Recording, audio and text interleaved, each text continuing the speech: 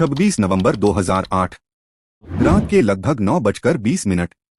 मुंबई की सड़कें हमेशा की तरह जिंदगी से भरी हुई थीं।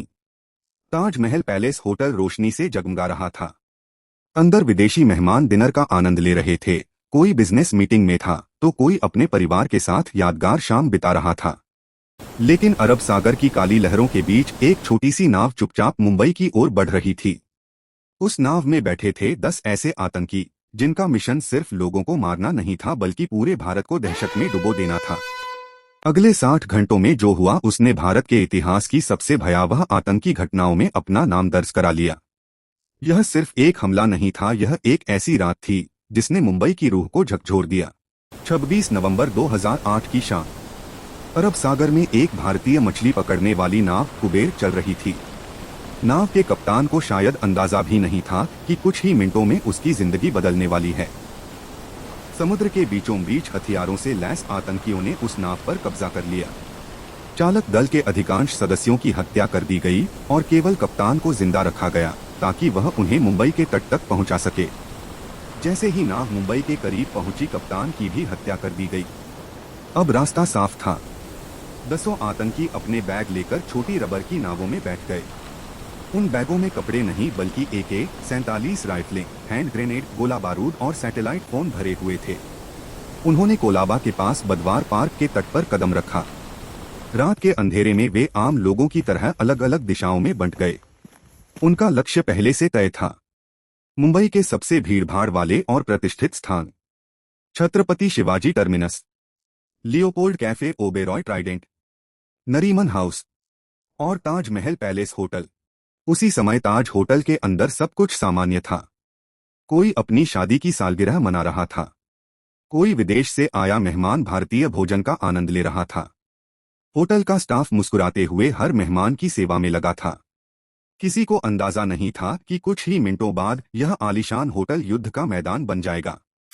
करीब रात 9:40 दो आतंकी होटल के मुख्य प्रवेश द्वार से अंदर आए।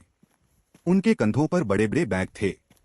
बाहर से देखने पर वे सामान्य पर्यटक लग रहे थे, लेकिन जैसे ही वे लॉबी तक पहुंचे, उन्होंने बैग खोले और अगले ही पल AK-47 राइफलों से अंधाधुंध गोलियां चलानी शुरू कर दी। पूरी लॉबी गोलियों की आवाज से गूंज उठी। लोगों को पहले लगा कि शायद कोई पटाखा फूटा है, लेकिन जब लोग एक एक करके जमीन पर गिरने लगे तब सबको समझ आया यह कोई हादसा नहीं, आतंकवादी हमला है। कुछ ही सेकंड में होटल में भगदड़ मच गई। लोग अपनी जान बचाने के लिए इधर उधर भागने लगे। कोई टेबल के नीचे छिप गया, कोई किचन की ओर दौड़ा, तो कोई सीढ़ियों से ऊपर भागने लगा। लेकिन आतंकियों का मकसद जितने ज्यादा लोगों को मारना था। वे लगातार आगे बढ़ते गए, गोलियां चलाते हुए और रास्ते में आने वाले हर व्यक्ति को निशाना बनाते हुए। इस अफरा तफरी के बीच ताज होटल के कर्मचारियों ने जो किया वह आज भी बहादुरी की मिसाल माना जाता है। कई कर्मचारियों ने अपनी जान की परवाह किए बिना मेहमानों को सुरक्षित रास्तों से बाहर निकालना शुरू कर दिया। कुछ ने लोगों को कमरों में बंद कर दिया ताकि आतंकी उन्हें न देख सकें। कई कर्मचारी खुद पीछे रह गए ताकि मेहमान पहले बच सकें। उन्हें पता था शायद वे वापस अपने परिवार के पास कभी न लौटें, लेकिन फिर भी उन्होंने अपना फर्ज नहीं छोड़ा। अब तक पूरा ताज होटल गोलियों और धमाकों से गूंज चुका था। मुंबई पुलिस मौके पर पहुंच चुकी थी, लेकिन अंदर बैठे आतंकियों के पास भारी हथियार और बड़ी मात्रा में गोला बारूद था। होटल के अंदर सैकड़ों लोग फंसे हुए थे और बाहर पूरा देश टीवी पर यह सब लाइव देख रहा था। लेकिन सबसे बड़ा सवाल था, क्या कोई इन आतंकियों को रोक पाएगा? ताज होटल अब किसी 5 स्टार होटल जैसा नहीं दिख रहा था।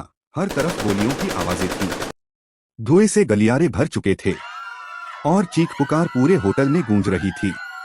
सैकड़ों मेहमान अलग अलग कमरों में छिपे हुए थे। कई लोग अपने मोबाइल फोन से अपने परिवार को आखिरी बार कॉल कर रहे थे। कुछ लोग बाथरूम में छिपे थे, तो कुछ कमरे की लाइटें बंद करके दरवाजे के पीछे बैठे थे ताकि आतंकियों को उनकी मौजूदगी का पता न चल सके। दूसरी तरफ आतंकी पूरी तैयारी के साथ आए थे। उनके पास बड़ी मात्रा में गोला बारूद था। वे लगातार अपनी जगह बदल रहे थे, कमरों में छिप रहे थे और ऊंची मंजिलों से पुलिस पर गोलियां चला रहे थे। इतना ही नहीं, वे अपने पाकिस्तान में बैठे आकाओं से फोन पर लगातार संपर्क में थे जो उन्हें हर पल निर्देश दे रहे थे कि आगे क्या करना है। इस वजह से ऑपरेशन और भी कठिन होता जा रहा था। रात गहराती गई और अचानक होटल के अंदर जोरदार धमाकों की आवाज आने लगी। आतंकियों ने कई जगह ग्रेनेड फेंके, जिससे भीषण आग लग गई। कुछ ही देर में ताज होटल की ऊपरी मंजिलों से धुएं के विशाल गुबार उठने लगे। टीवी चैनलों पर पूरी दुनिया यह दृश्य लाइव देख रही थी। भारत ही नहीं, दुनिया भर के लोग हैरान थे कि आखिर मुंबई में हो क्या रहा है। ताज होटल, जो कभी शान और मेहमानवाजी की पहचान था, अब आग और गोलियों के बीच घिर चुका था। अगली सुबह काले कपड़ों में एनएसजी कमांडो ताज होटल के बाहर पहुंच चुके थे। अब शुरू होने वाला था भारत के इतिहास का सबसे खतरनाक आतंकवाद रोधी अभियान, ऑपरेशन ब्लैक टॉर्नेडो। लेकिन इस ऑपरेशन में कितने जवान शहीद हुए, आतंकियों का अंत कैसे हुआ और आखिर अजमल कसाब जिंदा कैसे पकड़ा गया,